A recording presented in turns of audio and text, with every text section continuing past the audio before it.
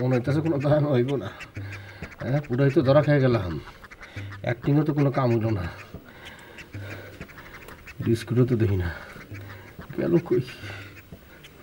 তোমার ঘরের মধ্যে বন্দি থাকতে পুরে পুরাই খারার উপরে ধরা খেয়ে গেছি গা।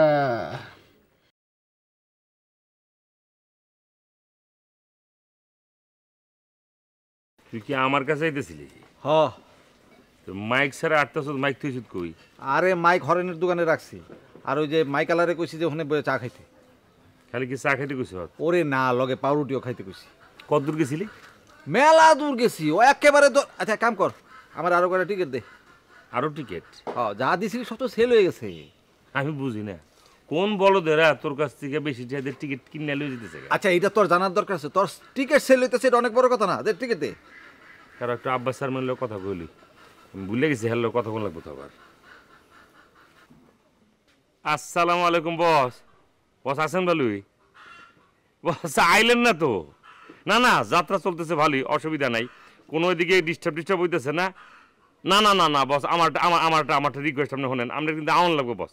একটা বার আপনি পদতুলি দিয়েছেন, আমরা খুবই খুশি হবো। আপনি আমাদের ইয়াং জেনারেশনের মনে করেন যে একটা ইয়া না, উৎসাহ না, প্লিজ বস। তাহলে আপনি আজকে আসেন না, আজকে আসেন। ও আচ্ছা ঠিক আছে, শেষের দিকে তো আপনি আইন, খালি আমাদের একটা আওয়াজ দিন, আমরা আপনার একটা রিসিপশন দিব না। চেয়ারম্যান মানুষ আপনি। আচ্ছা আচ্ছা আচ্ছা, ধন্যবাদ। কি কইলো চেয়ারম্যান? আজকে আইব না, শেষের দিকে আইব আর কি। খারাপ, তোর টিকিট লই দিছি। আচ্ছা যা। এই টিকিট কি তুই আসলে ব্যস্ত আছ নাকি অন্য কোনো জায়গায় ফ্রি সাপ্লাই দিতেছ? অন্য কোনো জায়গায় মানে? এটা কেমন তোর কথা কস তুই? না না, আমার কথা হইতেছে কি, আমি তো শুনি বিভিন্ন বাইক যাস গিয়া ভাত খাস, খালা গো স্বাস্থ্যবীনকে বাইক গিয়া। অসুবিধা নেই, আমার কথা হচ্ছে অগো ফ্রি দিস, অগো টিকিটটা দেওয়ার দরকার নাই তো। অগো যেটা করবি, অগো হচ্ছে মনে করে কোন একটা জায়গায় টিকিট ছাড়ে বয়। এই তুই কিন্তু আমার খুব ইনসাল্টিং করতেছ, এগুলি করিস না তো ভাই। আমি এসব ঝামেলায় নাই, তুই জানোস না। খুব প্রেস্টিজে লাগছে না? আনতেছি। বেবাক দিকে নজর দেওয়া করিস, কে কি করে না করে। যাত্রা অভ্যাস খারাপ হয়ে গেছে, কয়দিন ধরে মাইকিং করতে করতে অভ্যাস খারাপ। খালি হাতে তাড়াতাড়ি আইস রে।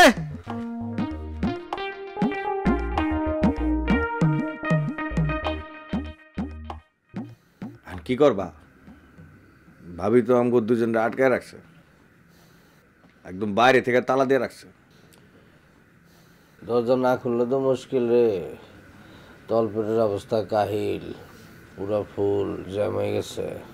যে কোনো সময় ঘরের মধ্যে কিছু করে ফেলাতে পারি। আমারও তো একই অবস্থা। তুই জানা তোর ভাবি রেগে তুই কবি যে আমি তো তোমার স্বামী না, তোমার স্বামী আমার বড় ভাই। আমারে আটকানের লিগেল রাইট তো তোমার নাই। তুমি আমারে আটকাচ্ছ কেন? তোমার স্বামীর তুমি আটকে রাখো, অসুবিধা নেই, কোনো অবজেকশন নেই, কিন্তু আমারে কেন? যৌক্তিক কথা। তোরে সারা দিব যখন, তোর দরজা খোলার সাথে সাথে আমি দৌড় দেব। বাস। আরে ভাবির এটা লাভ নেই কোনো, দরজা খুলবো না আমি জানি। আচ্ছা তার সাথে অন্য একটা বুদ্ধি বাইর করি। কি বুদ্ধি রে?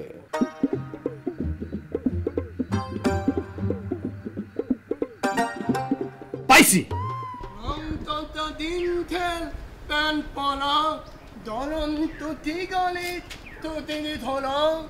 দেখো না কেন তোকে ওই দুঃখিত হে দুব।